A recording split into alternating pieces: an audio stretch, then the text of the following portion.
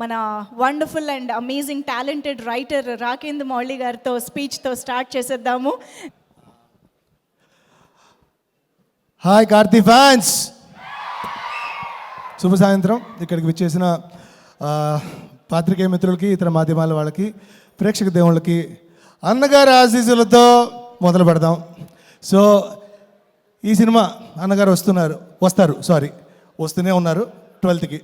And first thing, నేను ఎందుకు ఎప్పుడు లాస్ట్గా కార్తీ గురించి ఎప్పుడు మాట్లాడను, ఫస్టే ఆయనతో స్టార్ట్ చేస్తున్నాను. కార్తీ అన్న ఎప్పుడు ఈ విభిన్నమైన కథాపాత్రలు అని అందరూ మాట్లాడుకుంటారు, కానీ దాన్ని నిజంగా డేరింగ్గా, అంటే ఎంత ఛాలెంజింగ్ రోలైనా దాన్ని రిస్క్ తీసుకొని చేసి ఆ ఛాలెంజ్లో సక్సెస్ అయిన అతి తక్కువ మంది వ్యక్తుల్లో మీరు ఒకళ్ళు.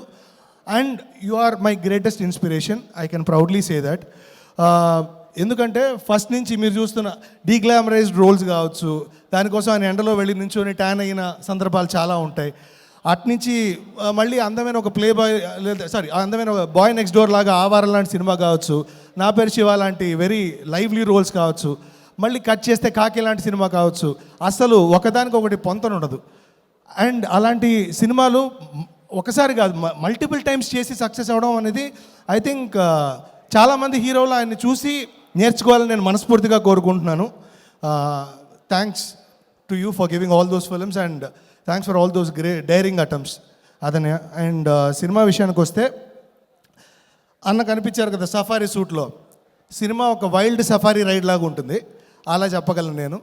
అండ్ నలన్ కుమార్ స్వామి గారు నేను చాలా చాలా ఇష్టమైన డైరెక్టర్ నాకు. ఎందుకంటే సూద్ కవం సినిమా నుంచి మొదలెడితే గగగపో తర్వాత మళ్ళీ ఇంకేం తీయలేదు, చాలా గ్యాప్ వచ్చింది. బట్ కానీ ఆయన రైటింగ్కి కానీ ఆయన డైరెక్షన్కి కానీ నేను పెద్ద ఫ్యాన్ని.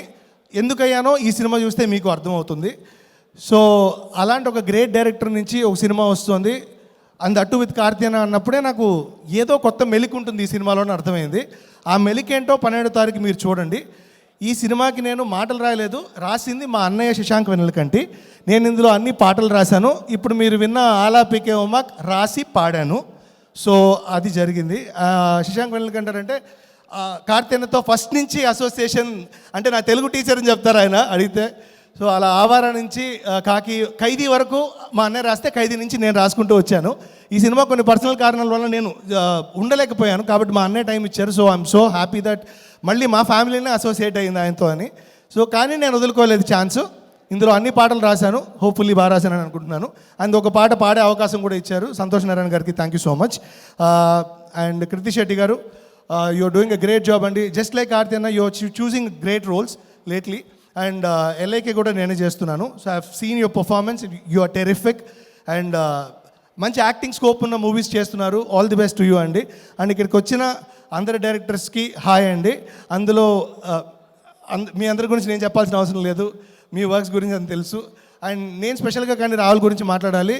రాహుల్ బ్రో, ఎందుకు అంటే మొన్న రీసెంట్గా రిలీజ్ అయిన గర్ల్ ఫ్రెండ్ సినిమా మీ అందరికీ తెలుసు, దాంట్లో అన్ని పాటలు రాసే అవకాశం ఇచ్చారు రాహుల్ అన్నయ్య. అలాగే ఈ సినిమాలో కూడా అన్ని పాటలు రాస్తున్నాను. సో చూడండి సినిమా, అన్నగారు వస్తారు అన్నగారు ఆశీస్సులతో ఆన్ 12th.